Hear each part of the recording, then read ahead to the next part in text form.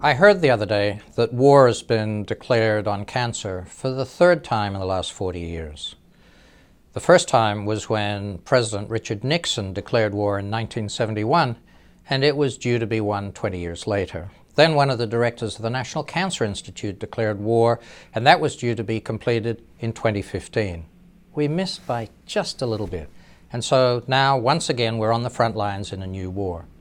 Let me be clear. I'm delighted that the President has focused interest on cancer and has offered more funding. We definitely need funding for cancer research. However, for some of my colleagues in science to jump on the bandwagon and create moonshots and a challenge to be done by 2020 is just ridiculous. It isn't going to happen. Cancer is a bunch of diseases. The population is aging and changing. There are new threats to us all the time.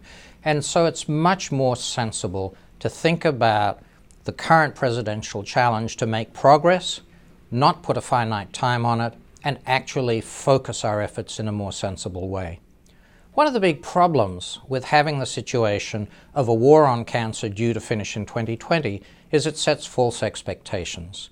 It creates a situation where the community is expecting a finite result by a set time, and that puts the physicians who are actually on the line treating cancer in an impossible situation. The community at large thinks, my doctor can't be up to date if he hasn't figured out how to cure cancer. It's only just a couple of years away.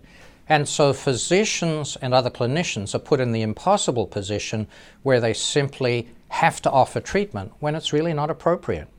The reality of the situation today is some patients are going to die of their cancers. And if that's so, and an educated and responsible clinician feels it's time to quit, then we should be bringing in palliative medicine and not forcing the patient to have treatment looking for a grail that doesn't exist. One of the things that really bothers me with the recent political involvement in the war on cancer is I've been hearing for 5 to 10 years that the supply of anti-cancer drugs is going to be regularized once and for all.